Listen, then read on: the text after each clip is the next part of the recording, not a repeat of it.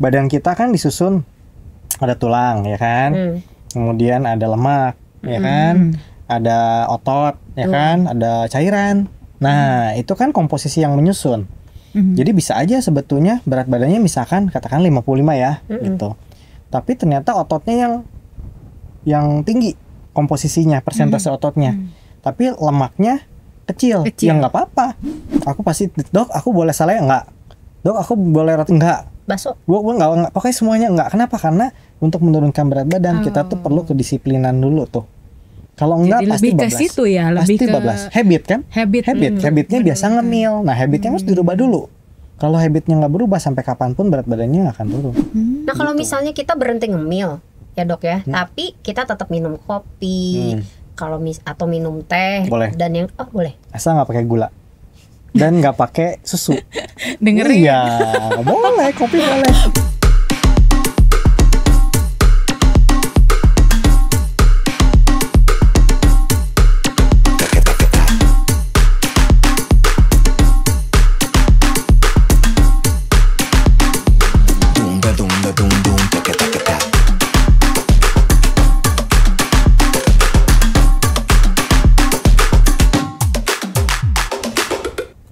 Mau nggak, Dokter Marvin? Kayaknya enak ya. Enak. Enggak deh. Itu udah tahu. Dari kemarin mintanya pengen ngurusin katanya dok. Biasa. Boro-boro ngurusin. Tapi kan nggak ngaruh. Ini cuma makan segini doang emang ngaruh. Ngaruh. Makanya nanya sama yang tahu. Tapi ya jangan sok tahu. Raos cobian nggak mau. Karena emang Dokter Marvin nggak makan kayak ginian? Makan dong. Oh makan. Dokter Marvin aja makan. Tapi sebagai ahli gizi di RSCK, beliau itu wajib ditanya. Jadi kalau lu pengen kurus, kayaknya mendingan nanya sama yang pakarnya deh. Iya dok, saya tuh naik 10 kg. Ini mah asli beneran ya, bukan gimmick ini. Iya baiklah. Iya, tadinya 45. Saya udah sempat nanya sama dokter. Sebenarnya 40 karena berat tinggi saya tuh 150. Tinggi 150. Iya, tinggi 150. Berat tuh 55, oke. Usia? Nggak usah. Iya. Oke. Yang jelas usianya lebih rendah dari beratnya kan? Iya. Betul sekali. Nah harusnya katanya waktu itu saya sempat tanya 40, 41 masih oke katanya. Mentok di 45. Tapi ternyata saya sekarang 55. Sebenarnya idealnya tuh gimana? Karena saya merasanya udah engap sih dok. Padahal makan dikit ya. Iya kan? Dikit tapi sering. Tapi berkali-kali dok. Karena seharian dia begitu. Biasa yang diet tuh gitu. Aku makan padahal sedikit dok katanya. Tapi kok berat badannya naik gitu ya. Ya makanya dikit tapi ngemilnya mungkin agak banyak gitu kan. Kan pisang dok sehat. Benar, pisang sehat. Tapi kalau digoreng tambahin lagi tepung, wah itu satu biji itu mungkin 90 kalorinya. Mungkin. Cobain ini kurang. Nah kalau ngabisin 9 ya atau 10 lah ya, 10 misalkan nggak kerasa kan nonton 10 900 ya. Itu sama dengan kalau kita makan nasi padang satu porsi. Oh 900 kilo. Iya. Bener kalori ya. Nasi padang tuh 1000 lah sampai 1200 mungkin kalorinya sekali padahal makan. Daging yang itu dok. Iya udah pakai rendang ya kan, udah pakai bumbu gulai itu 1000 1200. Batal deh ya. Saya simpan. Kalau nggak ada yang mau, ayo. Jangan buat nanti saya bawa pulang. Jangan. Bungkus ya.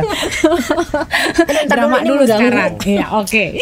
Ya jadi ya idealnya sih sebenarnya kalau kita hitung ya, kalau berdasarkan tinggi badan ya, itu tinggi badan dikurangin 100 berapa tuh? Berarti kan 50 tuh. 50. Nah, kurangin lagi 10%. Berarti 45. Ya benar 45. Idealnya kira-kira segitu. Cukup kalau turun 10 kilo kan. Iya benar-benar. Sekarang 55 nih. Sekarang 55 ya. PR. Gitu. Tapi di balik berat badan, nah kita cuman bukan ngelihat angkanya aja, tapi komponen di dalamnya yang penting. Itu yang penting justru. Karena orang kan kadang-kadang, aduh udah nge-gym, tapi kok kayaknya berat badannya segini-segini aja ya, nggak turun-turun gitu kan.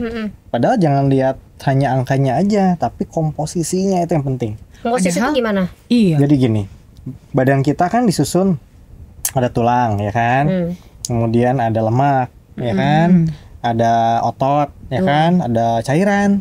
Nah itu kan komposisi yang menyusun.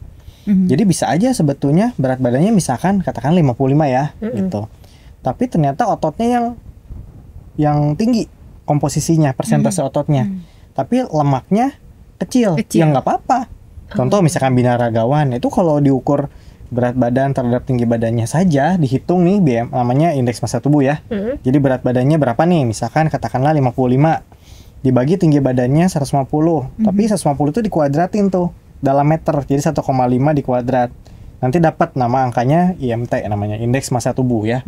Nah, indeks massa tubuh itu kita kategorikan, ada yang obesitas, ada yang overweight, ada yang underweight. Nah, kalau seorang binaragawan diukur pakai BMI saja atau indeks massa tubuh saja, seolah-olah seperti yang obes jadinya. Obesitas. Besar kan itunya, padahal yang besarnya otot which is sehat, nggak masalah gitu. Jadi nggak salah dong dok. Kalau saya nih kan justru kebalikan sama Krisan nih. Kalau Krisan pengen ngurusin, kalau saya pengen gendutin dikit atau pengen justru baru ikut fitness dekat rumah ada fitness. Nih bentar lagi nanti habis kita ngobrol-ngobrol nih pengen ke sana. Gitu. Nah, is it okay gitu buat orang kurus seperti saya gitu ya. Terus pengen fitness gitu, tapi saya nggak pengen jadi kurus gitu. Kalau tadi kan kata dokter orang mau fitness malah pengen ngurusin gitu. Kalau saya pengennya justru sebenarnya pengen menambah berat badan. Oke, jadi ini bertentangan nih ya dua hal. Satu pengen ngurusin dan satu pengen gemukin. Dua-duanya fitness itu bisa untuk dua-duanya. Ya, fitness. Yang dilihat adalah gimana kita bisa naik berat badan sama nurunin berat badan itu adalah dari jumlah kalori yang masuk, jadi jumlah asupan makan kita dibandingkan dengan yang keluar dari badan kita. Gitu. Itu yang kita lihat sebenarnya, namanya balancing antara kalori intake ya atau asupan makan dengan kalori yang kita pakai. Jadi kalau satuannya energi untuk makanan ya untuk kita olahraga itu namanya kalori. Nah, seberapa banyak kalori yang kita makan dari makanan dan yang kita buang. Jadi kalau mau gemukin atau naikin berat badan, itu fitness menurut saya bagus karena kan yang harapannya naik otot dong, bukan lemak ya. Walaupun lemak biasanya akan ikut naik, proporsinya ada, tapi proporsi terbesarnya harapannya kan otot.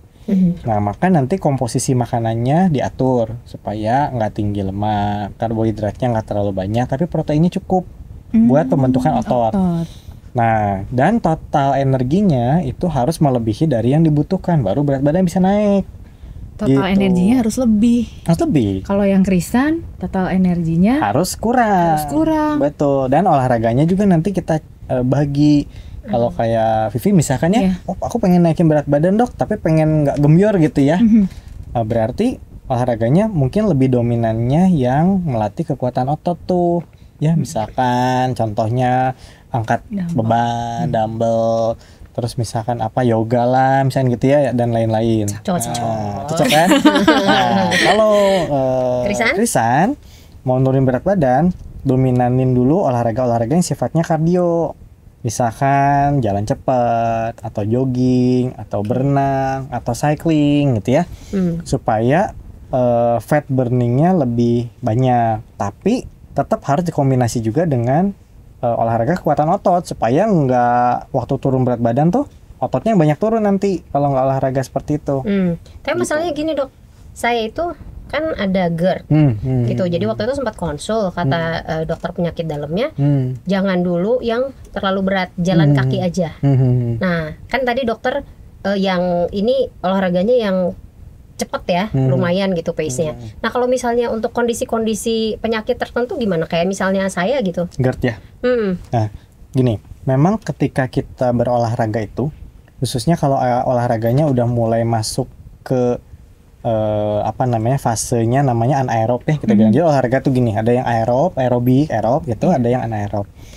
Kapan dibilang anaerob, kapan dibilang aerob? Itu ketika oksigen yang kita hirup gitu ya melebihi dari kebutuhan tubuh kita. Itu masih bisa aerob nih, masih mencukupi lah ibaratnya, bukan lebih ya, mencukupi.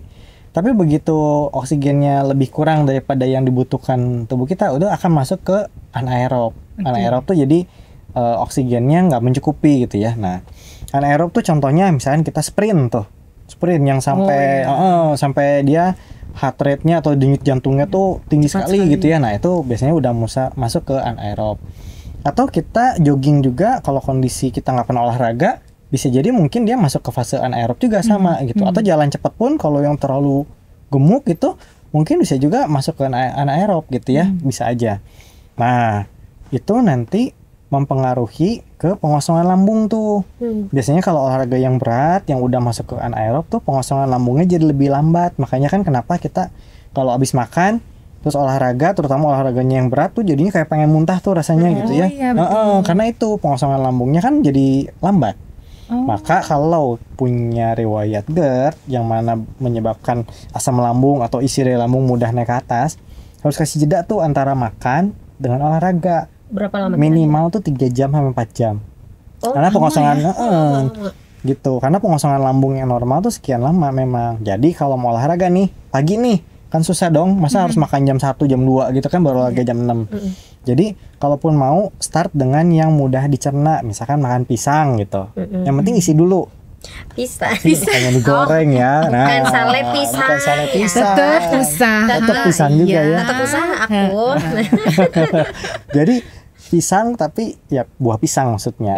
Gitu. Dia kan mudah tuh, dia dikosonginnya juga cepat gitu ya. Nah, baru olahraga. Setelah itu baru kasih jeda lah 1 jam, makan berat nggak masalah. Kalau jenis pisangnya bebas ya, Dok? Atau asal bukan pisang goreng. Oh ya, aja. Nanti terjebak lagi nih. Bahaya kan? Bukan pisang keju. Bukan pisang keju. Buah pisang molen. Pisang molen gitu ya. Gitu. Oh, tapi ngaruh ke komposisi badan untuk penurunan berat badan gimana, Dok? Kalau dari yang kayak saya gemuk gini. Jadi kan pertama memang harus kita cek dulu nih baseline-nya waktu mau turun berat badan atau waktu mau naik berat badan. Cek dulu nih baseline-nya. Oh, jangan-jangan nih waktu dicek walaupun berat badannya 55 gitu ya, ternyata lemaknya tuh kecil, ototnya yang gede. Ya ngapain turun berat badan dong? Bener nggak sebenarnya? Cukup kecuali nih, aduh aku mah pengen kayak supermodel misalkan yang kurus banget ya, kurus tinggi langsing gitu ya. Kutilang katanya kalau dia kutilang. Pinggangnya segini. Nah, ya kan kalau kecil pengen kayak gitu ya berarti memang harus effort lagi. Tapi kalau misalkan ternyata memang secara umum fatnya tinggi nih. Kalau perempuan tuh dikatakan tinggi ya kalau kita periksa di body composition ya. Karena itu ada persen-persennya tuh. Ada yang dia bilang di atas 30% tinggi, ada yang dia bilang di atas 35% tinggi, tergantung alatnya ya gitu. Terus batas bawahnya ada yang dari 20, ada yang dari 25%. Jadi kelebihan jelek, kekurangan juga nggak bagus. Gitu. Nah, nanti lihat tuh, oh udah dapet nih, oh ternyata 40% katakanlah. Nah, berarti kan harus diturunin tuh. Nanti kita buatlah program diet, makannya seperti apa. Kemudian program olahraga. Nanti biasanya setelah 1 bulan atau 2 minggu paling cepat, biasanya 1 bulan, evaluasi lagi. Oh udah turun nih, ternyata saya turun nih dok, berat badannya dari 55 turun jadi 50, wah cepet ya gitu 5 kilo. Tapi waktu kita lihat komposisinya, ternyata yang turun 5 kilonya tuh otot.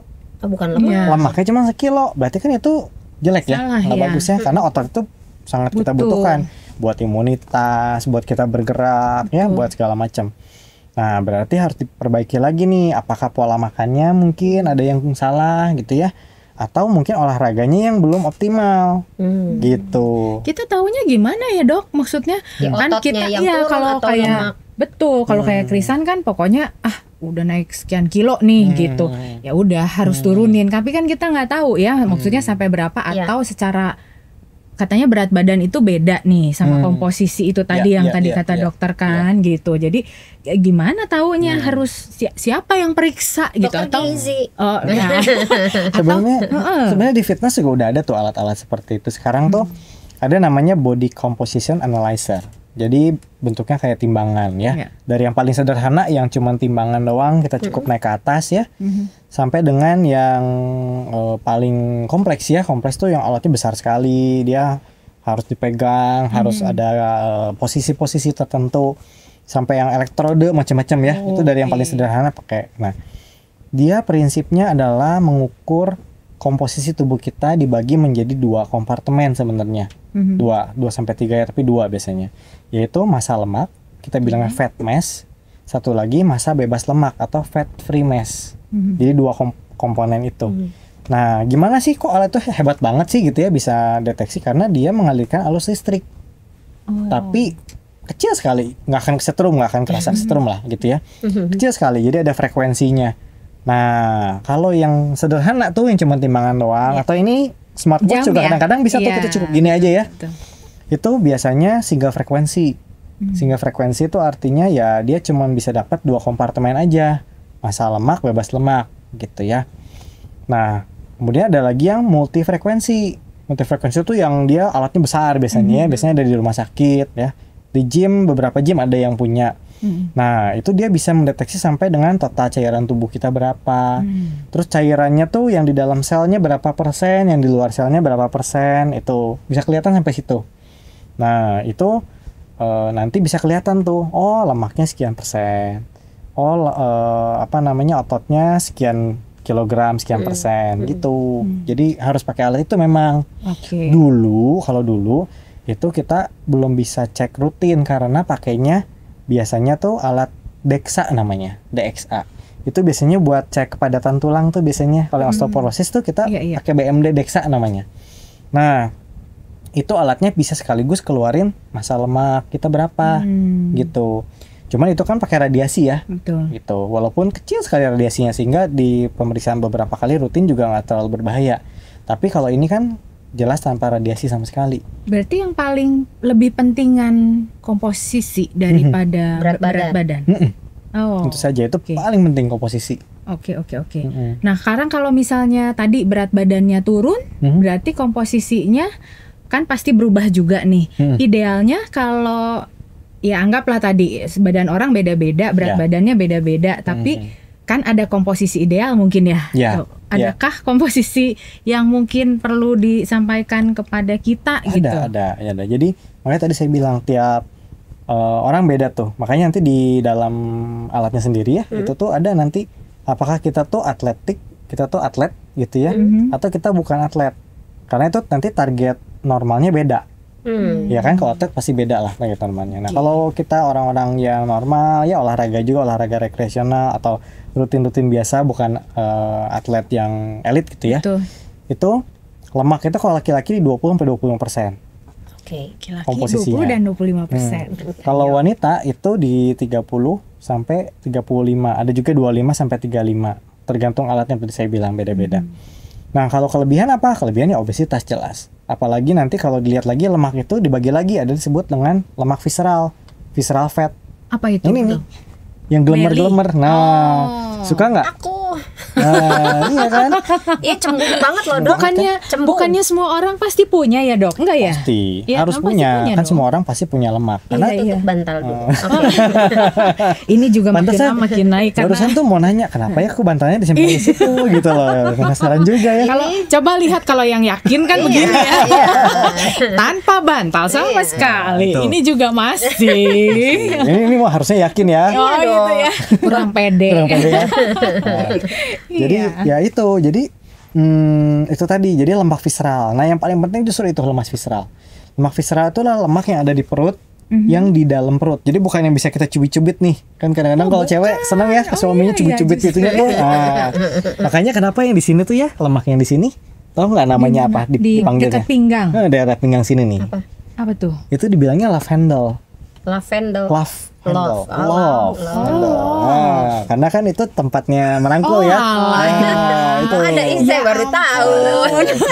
Ada love handle. Baru tahu ya? Iya, baru tahu. Love handle. Jadi istilah dari mana? Ahli gizi doang. Tahu enggak ya? Love handle. Nah, love handle itu biasanya sering jadi problem tuh. Aduh, ini lemaknya kok kagak ini terus ya, bandel terus ya. Nah, itu. Kalau itu namanya lemak bawah kulit. Subkutan, lemak subkutan kita bilang, lemak bawah kulit ya. Itu yang bagus bisa kita atau? Kalau lemak subkutan nggak terlalu bermasalah. Yang jadi masalah adalah lemak di dalam perut, itu di visceral itu. Jadi lemak yang ada di sekitar usus kita. Yang nggak kelihatan, nggak kerasa, harus dipegang. Iya. Nah, terus lemak yang di sekitar liver atau organ hati. Kalau fatty liver itu salah satunya. Fatty liver gitu. Nah, fatty liver itu kan berbahaya. Kalau dibiarkan terus bisa jadi sirosis ya, pengerasan hati itu. Karena kan livernya kalau ketutupan lemak tuh jadi radang terus. Makanya kalau diperiksa ada namanya SGOT, SGPT kalau di laboratorium. Nah, biasanya naik tuh, terutama SGPT-nya biasanya naik gitu. Nah, itu jadi kan jelek ya. Itu kalau kelebihan. Kalau kebanyakan itu tuh biasanya makan apa tuh, Dok? Itu biasanya ya kalau kebanyakan makan makanan yang berlemak, dan kalau kita gemuk, perutnya buncit. Pokoknya gini, ukur aja lingkar perutnya ya. Aduh, ini sensitif nih langsung nih. Kalau bicara lingkar perutnya, nah, ukur lingkar perutnya melewati pusar. Kalau lingkar perutnya melebihi dari 50% berat tinggi badan kita, itu kemungkinan besar pasti obesitas. 50% dari tinggi badan. Sebenarnya kan standarnya udah ada tuh. Kalau Asia tuh kalau perempuan di bawah 80. Ya sudahlah, aku berarti obes. Iya benar, aku mengakui ya. Mengakui ya. Karena nggak bisa obes, nggak bisa hanya dilihat dari timbangan. Kadang-kadang timbangannya normal nih. Tadi yang dihitung tuh ya, BMI-nya normal, tapi perutnya kok kayak yang hamil. Nah, itu berarti central obesity namanya, obesitas sentral, obesitas di perut nih. Iya betul di perut. Bapak biasanya tuh. Iya, karena kan biasanya kalau ngegendetin nggak semua bagian terus rata gitu kan. Ya. Ada yang cuman pipi doang. Nah, kalau pipi bisa obesitas kan. Tapi aku juga memang pengaruhnya cabi gitu loh. Jadi tembem sama sini nih biasanya nih. Oh iya, di sini ya leher. Ada apa? Ada lipatan. Ada lipatannya ini. Nah, itu kan biasanya kalau laki-laki tuh paling sering obesitas sentral tuh paling sering ya laki-laki. Karena sebelum married katanya six pack. Sudah married jadi family pack. Jadi two pack. Gitu juga. Jadi rapper dong. Kalau gitu. Oh gitu ya. Berarti aku kalau misalnya ngukur memang sudah di atas 80. Berarti masuknya jadi obes ya. Obesitas sentral dan punya faktor resiko besar buat mengalami fatty liver. Jangan disebutin, saya tuh overthinking loh. Oh gitu ya. Aduh, salah nih berarti ya. Enggak kok, enggak apa-apa. Salah juga nanti. Salah juga. Jadi happy ya. Nanti tenang, besok ada psikolog atau apa mungkin kita ngobrol bicara supaya nggak overthinking gitu loh ya. Psikiater kayaknya. Oh, psikiater ya. Nah, kalau misalnya pengen bikin tadi kan komposisi harus ideal nih gitu, terus lemaknya segitu. Kalau ototnya kira-kira berapa persen gitu juga ada standarnya. Nah, itu otot tuh kan dibagi dua ya biasanya. Skeletal muscle mass biasanya SMM gitu ya. Sama satu lagi adalah otot secara umum, secara total. Karena kan jantung kita juga otot, lidah kita kan juga otot, semua kan otot ya. Nah, itu secara persentasenya atau itunya belum ada ininya nih secara umumnya ya. Tapi biasanya karena berbeda-beda, setiap tinggi badan berbeda udah beda-beda lagi tuh. Nah itu jadi nanti di alatnya tuh udah ada dia standar-standarnya. Tapi yang bisa kita ukur adalah namanya fat free mass index namanya. Fat free mass index, massa bebas lemak, indeks massa bebas lemak. Nah itu biasanya kalau laki-laki itu targetnya di atas 17. Di atas 17%. 17 kilogram per meter kuadrat. Jadi makanya tadi saya bilang waktu kita timbang ya, nanti di alat tuh muncul, oh lemaknya katakanlah nih dari 55, maaf ya pakai lagi 55 nih. Jadi saya ngerti, gitu ya. Konsultasi pribadi. Benar. Nih, ternyata fatnya katakanlah di 30% gitu ya.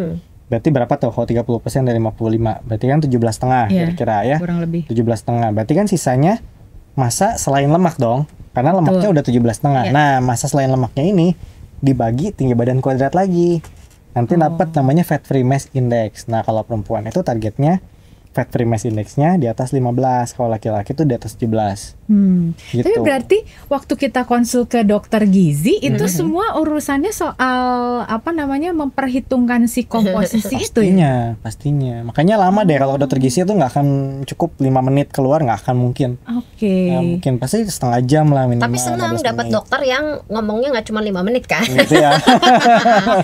curhat. Tergantung cost-nya.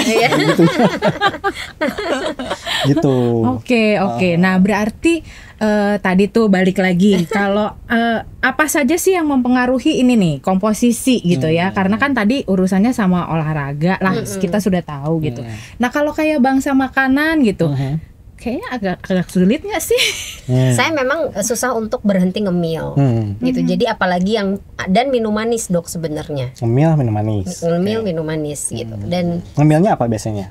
Ngemilnya tuh saya Padang. Enggak ya, itu makan berat banget ngemilnya ya. Kan pengganti ini tadi pisang satu gini iya, 900. Kayak ya cemilan-cemilan kayak gini, kayak misalnya ciki-cikian gitu. Tepung-tepung lah ya. Tepung gorengan. Kan kalau tart gitu, kue misalnya ada orang ulang tahun gitu gimana dok tuh? Boleh. Jadi sebenarnya ngemil itu nggak usah merasa berdosa kalau kita lagi nggak dalam program penurunan berat badan. Kalau kita lagi tidak ada suatu penyakit, tapi diatur, jangan tiap hari. Kan gini ya kadang-kadang, dok boleh nggak aku makan tart gitu ya, kue gitu. Boleh sekali-sekali misalnya gitu ya. Dok kalau gorengan ya sekali-sekali boleh. Dok kalau saleh sekali-sekali. Tapi sekali-sekalinya tuh hari Senin tart, hari Selasanya gorengan, hari Rabu. Jadi tiap hari kan gitu ya. Nah itu biasanya sering kayak gitu. Makanya kita untuk yang benar-benar nih pengen nurunin berat badan nih, misalnya kita nih pengen nurunin berat badan nih ya. Aku pasti, dok aku boleh saleh enggak? Dok aku boleh roti enggak? Bakso? Gue enggak, pokoknya semuanya enggak. Kenapa? Karena untuk menurunkan berat badan kita tuh perlu kedisiplinan dulu tuh. Kalau enggak pasti bablas. Situ ya, lebih pasti ke bablas. Habit kan? Habitnya biasa ngemil. Nah habitnya harus dirubah dulu. Kalau habitnya nggak berubah sampai kapanpun berat badannya nggak akan turun. Ngemil sehat, buah pisang, buah apel. Buah-buahan lah. Oh nggak gitu. apa-apa. Karena tadi sangat mempengaruhi ke komposisi tubuh. Sangat. Sok aja banyak makan tepung, banyak makan karbo tepung-tepungan lah gitu ya. Komposisinya pasti kelihatan nanti. Lemaknya makin naik, walaupun tuh karbo ya, karena karbo itu kan kalau kelebihan di badan kita dirubah jadi lemak semua. Lemak tuh ibaratnya deposito, tabungan gitu. Ya, kalau kurang tenaga gitu kan tetap biasa, misalnya ini udah biasa segini gitu, berat badannya, tapi kan kadang-kadang kalau nggak makan pagi atau ini langsung lemes nggak sih? Pusing gitu ya? Oh enggak, saya enggak.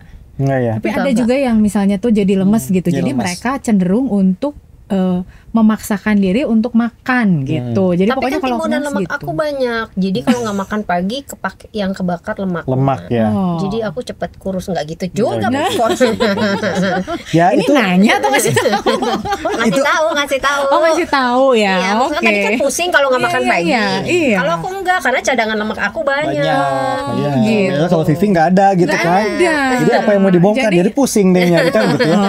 Benar. Tapi badan kita tuh memang pintar sih sebenarnya ya. Pintar badan kita tuh kayak kita lah gitu ya. Misalkan nih dapat gajian nih sebulan, gajinya katakan wah 50 juta gitu ya sebulan. Tuhan Yesus tolong dengarkan. Nah itu kan ya. Gaji 50 juta sebulan, tiap hari beliin handphone misalkan gitu ya. Ini kasarnya nih ekstrimnya ya, beliin handphone tiap hari gitu ya, ganti lagi.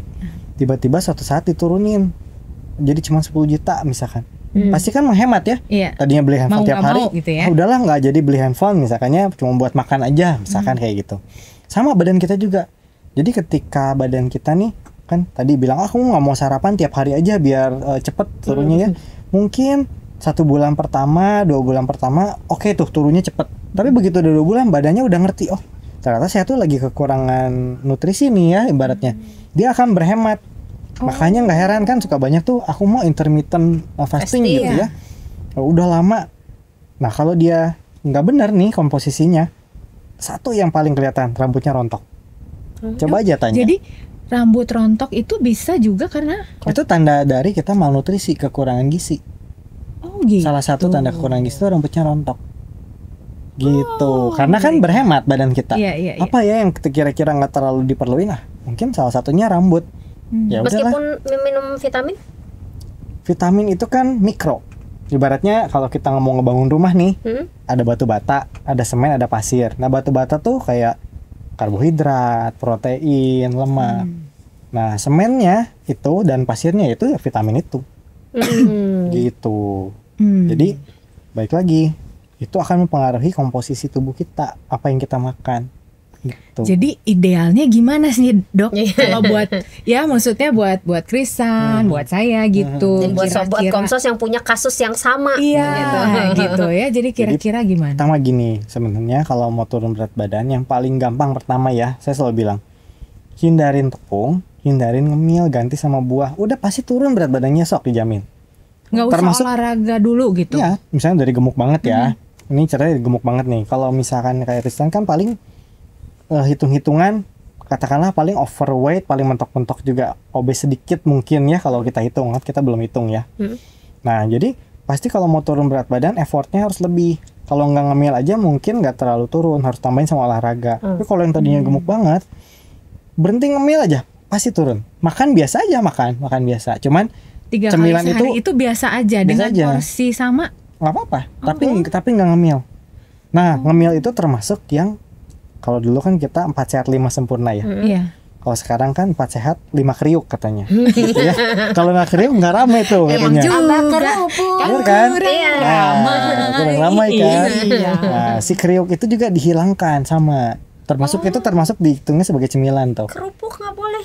Ikan asin tipis deh kalau sedikit ya, cuman yang kerupuk. Gorengan lah intinya. Itu pasti turun kok berat badannya. Ikan asin tipisnya meskipun cuma sedikit gitu ya, direbus. Mana enak nggak kriuk. Asin direbus gitu.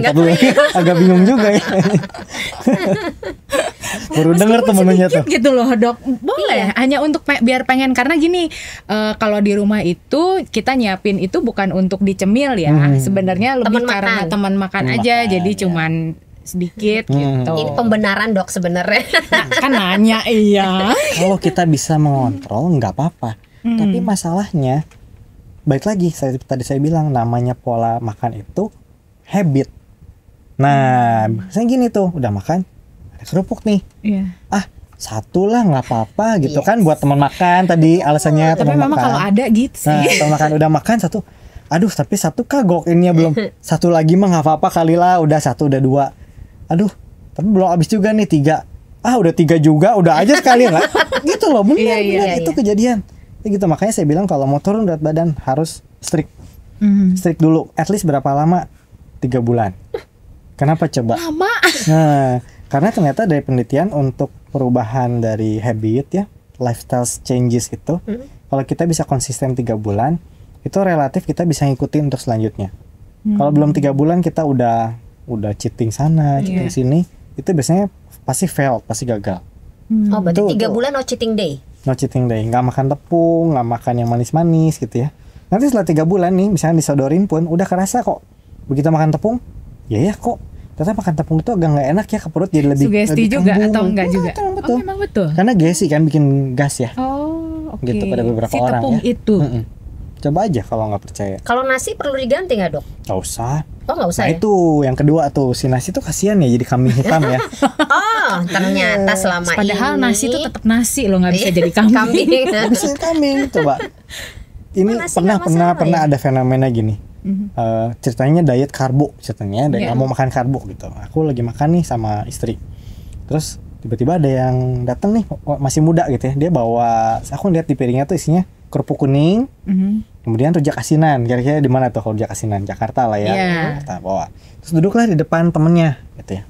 Terus temennya bilang, lah lu kagak makan nasi? Gua kan lagi diet karbo. Lah itu lu makan kerupuk. Ya yang penting kan gua nggak makan nasi. Nah itu. Tapi banyak loh dok yang begitu. Banyak banget. Dan kita tidak asing dengan istilah itu ya, cerita itu gitu. Nah, banyak banget lah. Padahal sebenarnya justru yang jahat itu adalah tepung daripada nasi. Karena kalau nasi kan kita nggak mungkin ngemilih nasi putih ya, jarang lah gitu. Zaman dulu mungkin ya. Kabarnya lu ngemil apa? Nasi putih pakai garam. Jarang kan. Tapi kalau roti tawar bisa dicemilin kan. Oh iya. Lu ngemil apa? Roti tawar gitu kan. Nah makanya dari itu kalau nasi pasti gabung sama protein. Nah itu nggak masalah, itu bagus justru. Karena ada temennya kan. Nah yang jeleknya kalau karbohidrat tunggal. Ubi dicemilin aja gitu ya. Ubi nggak boleh justru. Ya kalau kita lagi ubi rebus gitu misalnya gitu. Nggak apa-apa, sebenarnya kalori dia kan nggak besar. Tapi kalau kita ada diabetes nggak boleh tuh. Makanya diet tuh nggak satu orang cocok untuk yang semua lain diet juga ya. Gitu ya. Jadi kayak sepatu lah, nggak bisa satu ukuran sepatu sama semua kan. Nah kalau misalnya kita berhenti ngemil ya dok ya, tapi kita tetap minum kopi, kalau atau minum teh, boleh. Dan yang boleh. Asal nggak pakai gula. Dan nggak pakai susu. Dengerin. Iya, boleh, kopi boleh. Baru tadi kita bahas ya. Vivi ngopi jarang sih gitu ya. Tapi nggak punya ngopi, tapi aku biasanya ngopi hitam gitu, dan itu pun sekali-sekali gitu. Tanpa gula. Nggak pakai gula. Americano oke kok. Enggak. Saya nggak ngopi, tapi maksudnya penasaran. Ngopi boleh, teh boleh, sirup ya nggak boleh ya. Ya. Karena nggak ada sirup, nggak manis. Kenapa coba? Karena kalau manis itu ngerangsang kita laparnya lebih cepat. Contoh paling gampang. Siang nih, aduh lagi rapat nih, belum sempat makan ya, ganjal deh sama coklat gitu. Itu bukan tambah kenyang, tambah lapar deh coba. Kenapa ya malah tambah lapar gitu, tambah ini itu. Karena dia cepat naikin gula, cepat nurunin gula. Nah waktu nurunin itulah kita jadinya lapar banget. Tapi saya kerasanya justru kalau malam. Jadi kalau malam makannya kebanyakan, kekenyangan, itu paginya lapar banget ya.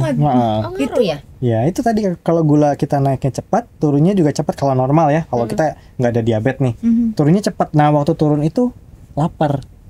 Gitu. Pagi sarapannya bubur misalkan, 2 jam kayaknya udah lapar lagi tuh. Karena cepat diserapnya, naikin gulanya cepat, turunnya juga cepat. Gitu, makanya beda sama makan nasi, balik lagi gitu. Tapi kalau waktu nih, sekarang tadi ngomongin makan nasi ya, karbo oke, boleh. Waktu makan nasinya itu kan biasanya suka ada tuh, lebih baik jangan makan pagi katanya gitu, udah langsung aja ke siang katanya gitu, supaya jaga berat badan lah, apalah itulah gitulah. Apakah itu betul atau kalau memang betul atau salah, alasan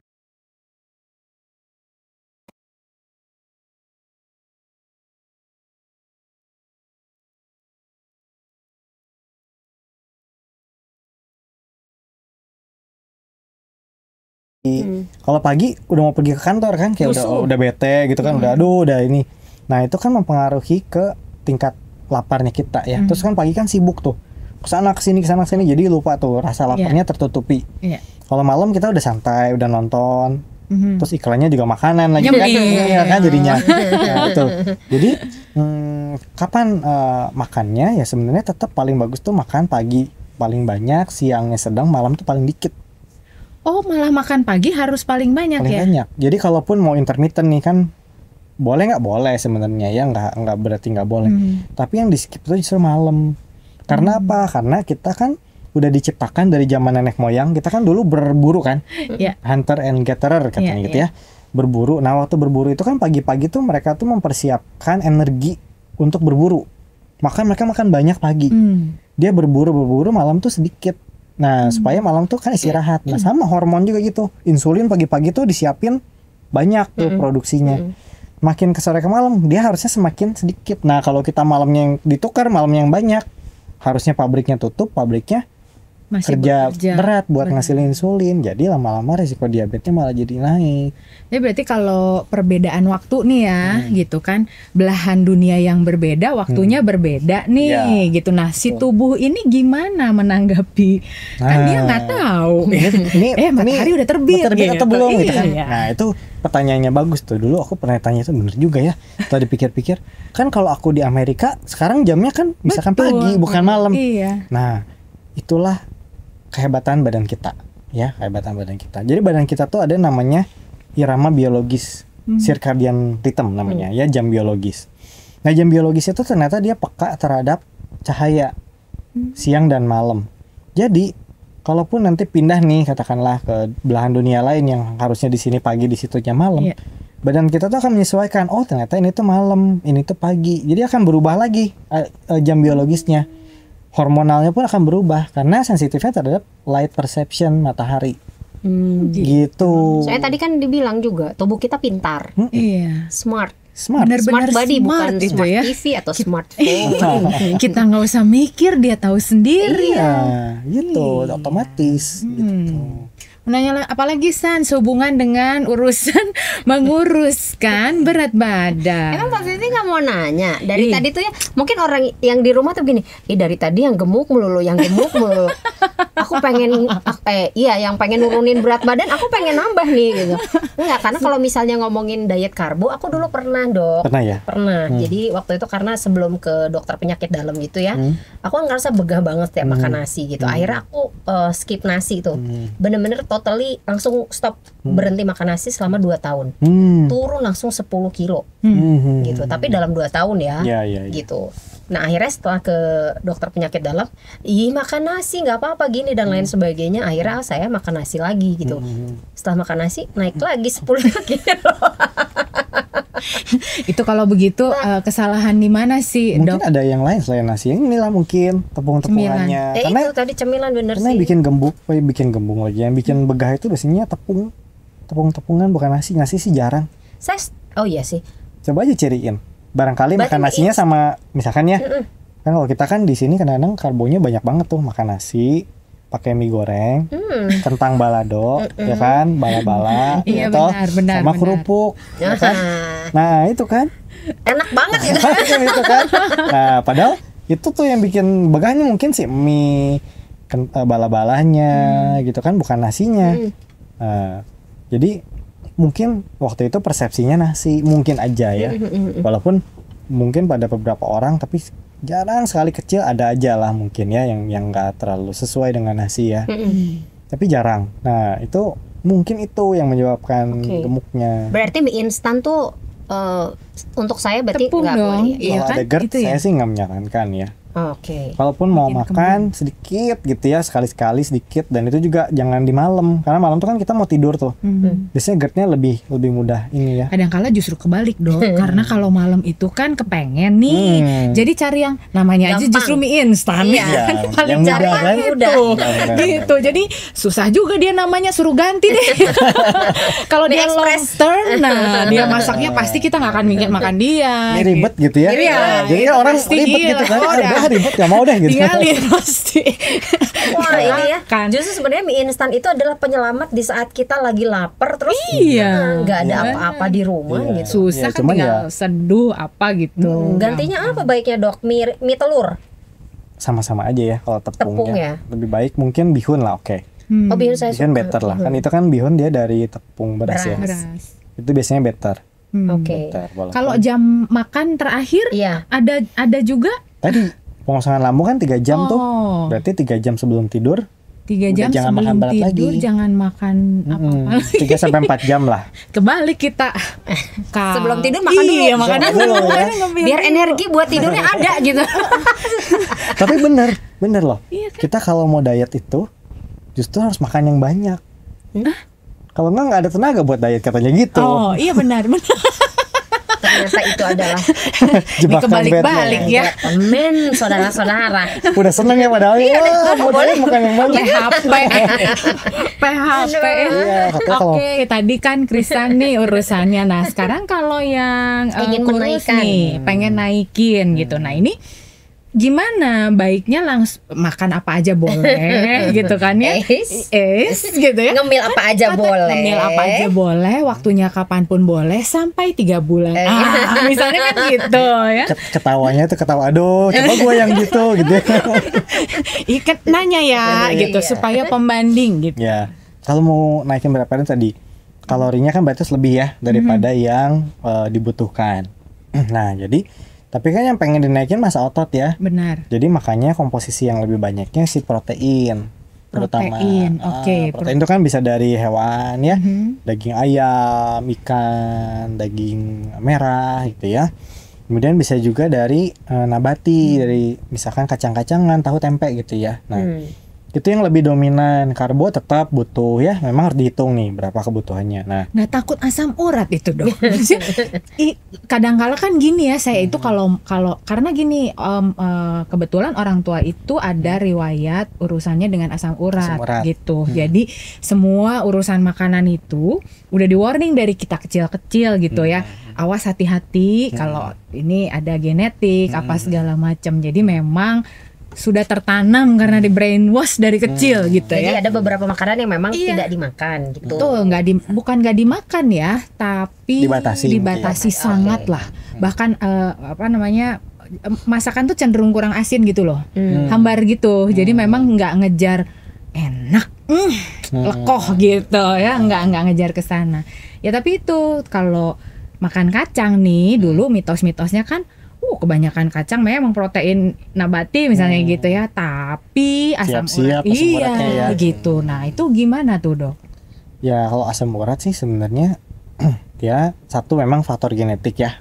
Karena dia kelainan metabolisme purin namanya. Purin itu kan kalau kita makan protein, di protein tuh kan disusun sama namanya asam amino. Asam amino tuh jadi kalau tembok nih, satu tembok disusun batu bata gitu kan. Nah, protein tuh satu tembok, batu bata tuh asam amino penyusunnya. Oh, penyusunnya. Nah, kalau kita ada kelainan metabolisme atau pengolahan purin di badan, nanti dia ujungnya jadi asam urat, uratnya tinggi gitu ya, asam uratnya tinggi.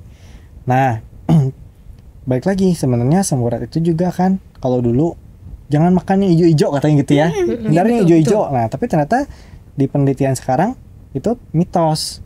Oh gitu. Ya walaupun tidak sepenuhnya mitos ya, nggak sepenuhnya mitos dalam arti gini. Balik lagi karena genetik kita tuh beda, ya kan? Warna rambut bisa beda karena genetik kita beda, warna mata bisa beda karena genetik beda, wajah bentuk beda ya. Nah, jadi secara umum sebenarnya sayur hijau tuh nggak masalah, nggak apa-apa, karena si purinnya sendiri yang tadi saya bilang asam aminonya itu, si purinnya sendiri disusun oleh penyusunnya lagi tuh yang berbeda. Nah, yang sebenarnya jenisnya yang nggak terlalu naikin asam urat. Nah, yang naikin asam urat tinggi tuh daging-dagingnya biasanya daging merah tuh, daging merah. Ya. Jeroan udah jelas ya, seafood udah jelas. Itu udah naikin banget. Padahal doyan udang dong. Nah, itu kan. Kapan kita ke Pangandaran? Boleh juga. Setelah ini lanjut. Ada kereta sekarang ya. Nah, jadi ya kayak gitu. Jadi kalau kita memang ada riwayat di keluarga ya, ya udah bener sih harus hati-hati. Boleh nggak? Boleh, cuman dibatasin. Mungkin kalau kayak makan seafood, daging merah gitu ya seminggu sekali, seminggu 2 kali oke lah. Nah, terus tahu tempe gimana nih sama kacang? Sebenarnya itu termasuk yang nggak terlalu naikin loh sebenarnya. Oh gitu ya? Jadi cukup baik untuk dikonsumsi. Tapi balik lagi, kalau ada genetik tertentu, ada beberapa yang memang sensitif. Makanya kalau asam urat, tahu masih oke lah. Kalau tempe yang difermentasi mungkin baiknya jangan. Jangan sama sekali atau sekali-kali boleh? Tergantung. Kalau dia asam uratnya lagi tinggi sekali, lagi akut, mungkin jangan sama sekali. Tapi kalau terkontrol, ya sekali-sekali nggak apa-apa. Gitu. Jadi tergantung sih sama kondisinya ya. Iya, jadi kalau kayak tadi nih, aku habis fitness atau apa gitu, emang harus naikin massa otot di luar. Saya agak susah juga dengan susu karena muncrutan. Putih telur suka nggak? Suka. Nah, putih telur aja. Putih telur juga bisa jadi ganti. Jadi tanpa kuningnya justru. Tanpa kuningnya. Karena kuningnya kan kolesterolnya tinggi. Kolesterolnya tinggi. Iya. Tinggi aja, misalnya makan 3 atau 4. Oh, 3 boleh ya dong? Nggak akan bisulan karena kan dulu ya nggak tahu ya, bilangnya kan pokoknya kalau makan telur bisulan katanya gitu. Pada beberapa yang sensitif bisa aja alergi atau apa ya. Tapi kalau putihnya sih aman. Berarti rebus ya? Rebus. Gitu. Tapi udah bener sih, karena memang gitu, aku memang nggak doyan kuningnya. Jadi biasanya kalau dari kecil itu paling susah disuruh makan kuningnya, karena buat saya yang seperti tepung-tepung itu memang tidak enak gitu buat teksturnya ya. Teksturnya kurang asik. Jadi memang sukanya yang putihnya aja gitu. Tapi kalau misalnya dari porsi makan untuk ngegemukin badan, perlu ditambah atau ya seperti biasa aja? Pasti perlu ditambah. Kalau makan kayak biasa nih, udah dilihat nih seminggu 2 minggu nggak naik ya, jadi harus tambahin tuh. Nasinya pertama tambahin proteinnya dulu. Oh, proteinnya dulu. Nasi. Kayak kemarin ya makan ayam itu. Nambah nasi, nambah ayam. Benar, karena nasi 2 terhidang, ayam 1 cukup gitu. Iya, nah itu. Jadi supaya apa kan, pengen gedenya otot balik lagi. Oh gitu. Jadi proteinnya dulu tambahin. Oh masih belum naik, baru nasinya tambahin gitu loh. Baiknya apa? Kalau bukan daging merah misalnya gitu. Ayam. Ada hewan ayam. Ikan. Telur bisa. Ikannya ikan apa? Ikan laut better ya. Tapi mau ikan tawar, ikan apapun boleh. Digoreng boleh dong? Kalau kalau Mbak Vivi boleh ya? Boleh. Cuman jangan tiap hari. Karena kan gak jelek juga ya kalau tiap hari. Kenapa nggak boleh? Boleh. Saya mau goreng. Enak tahu itu. Terima nasib juga. Iya kan, gitu. Yang terbang-terbang itu loh, ikan terbang. Ikan itu terbang. Kan, goreng kering. Goreng kering, gurame goreng kering. Kecap cengek kan. Iya. Ini umat meniraos. Aduh. Tuh kan kita mah ya makanan susah. Lagi. Nanti malam aja.